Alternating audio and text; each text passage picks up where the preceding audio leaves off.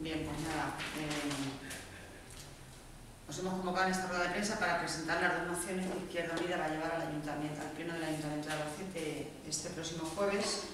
pero pues aprovechando que es Día del Libro, yo creo que es un día como para felicitar a la gente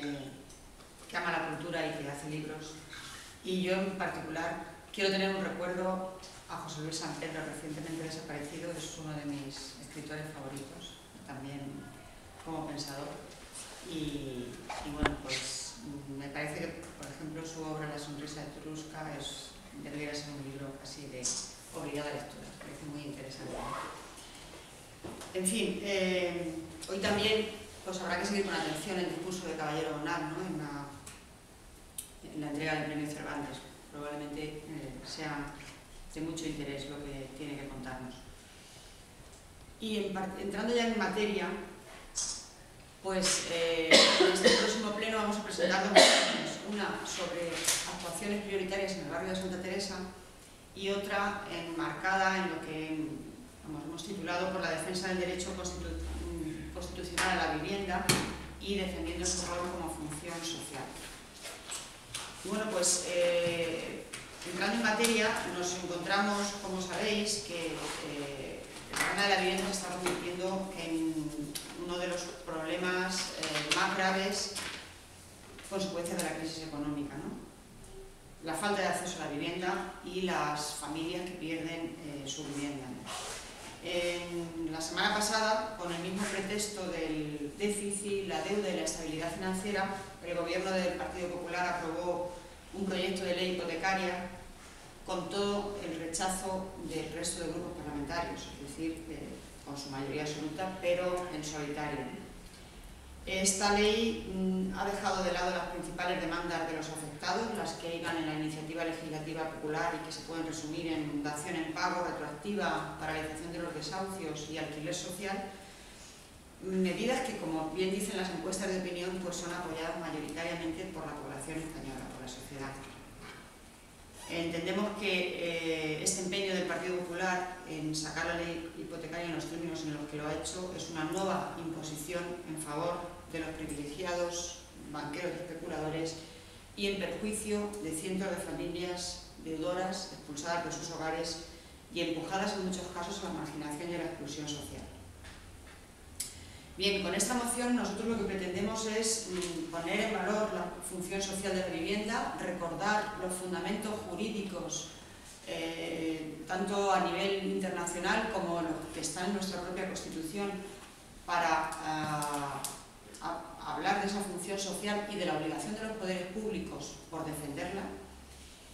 Y también pretendemos difundir y defender medidas alternativas frente a la realidad de miles de familias desahuciadas por la voracidad de los bancos y la explosión de la burbuja inmobiliaria. Los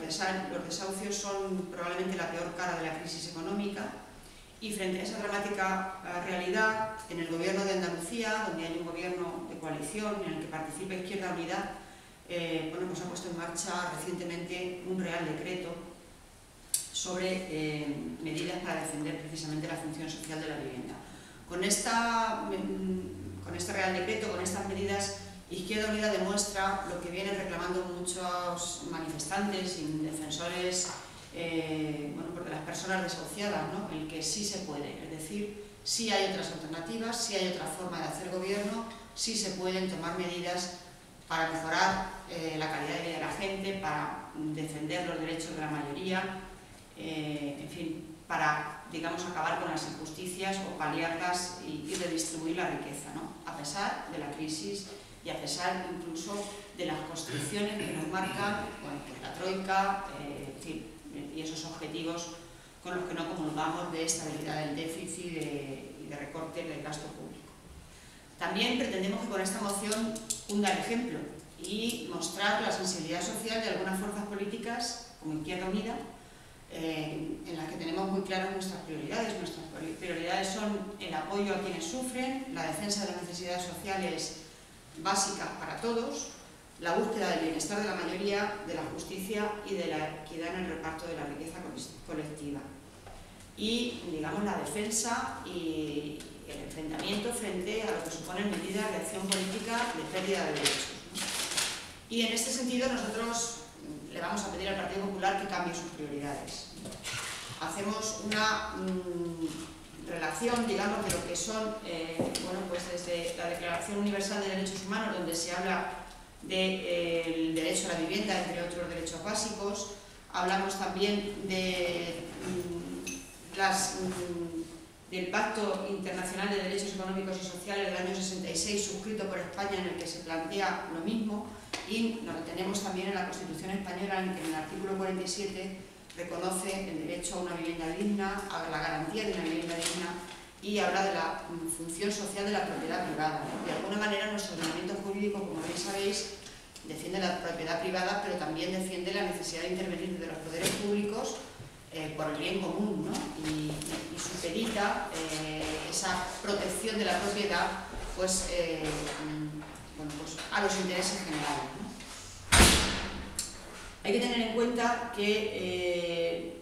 en España el reconocimiento de un derecho individual, como es el derecho a la vivienda, también supone la obligación de las administraciones públicas de actuar con todos los medios a su alcance para garantizarlos.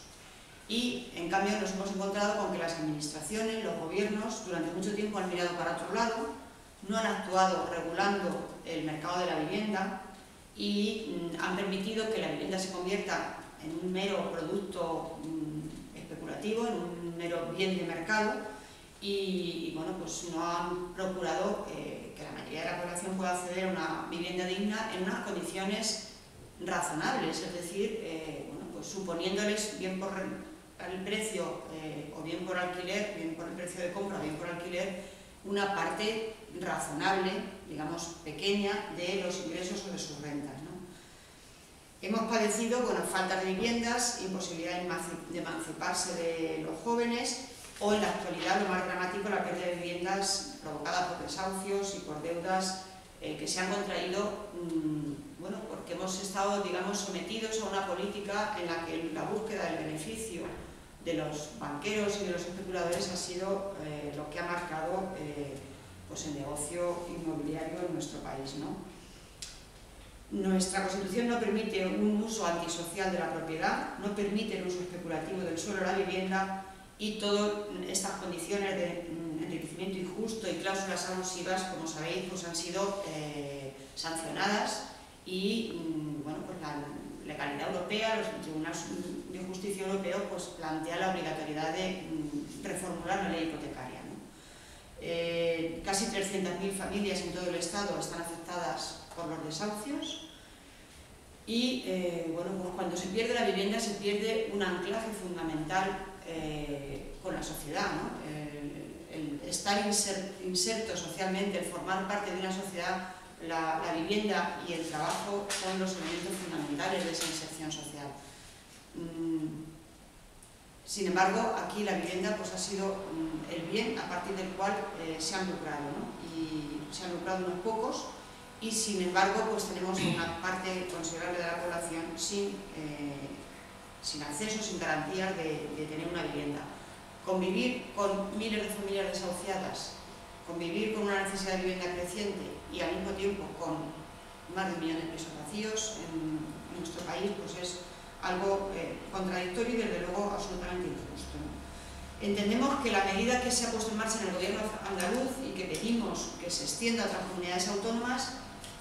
aunque paliativa y de alcance limitado, es una medida que demuestra que se pueden hacer las cosas desde las administraciones públicas en el interior de la mayoría, ¿no? Este Real Decreto, el 9 de abril de 2013, de medidas para asegurar el cumplimiento de la función social de la vivienda, plantea, por ejemplo, la expropiación temporal, un máximo de 3 años, del uso de viviendas a las personas jurídicas, bancos, filiales, entidades de gestión,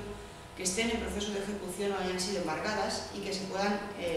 entregar a las personas que se encuentren en riesgo de exclusión y no tengan otra alternativa para vivir. También es verdad que estas medidas son más dramáticas cuando estamos hablando de primera vivienda. Obviamente no es lo mismo contemplar pues,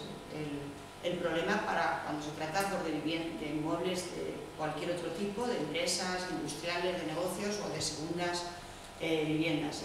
El drama social, la urgencia social, entendemos que es respecto a la primera vivienda de la familia, ¿no? Bien, pues el Real Decreto plantea esa expropiación temporal para poder entregar las viviendas a quienes no tengan otra alternativa y hayan sido embargadas. También sanciones de hasta 9.000 euros a quienes mantengan viviendas vacías y no quieran entrar en un proceso de poner a su disposición las viviendas o en régimen de alquiler, y al mismo tiempo proporcionar incentivos para el alquiler de las viviendas. Si comparamos nuestra situación,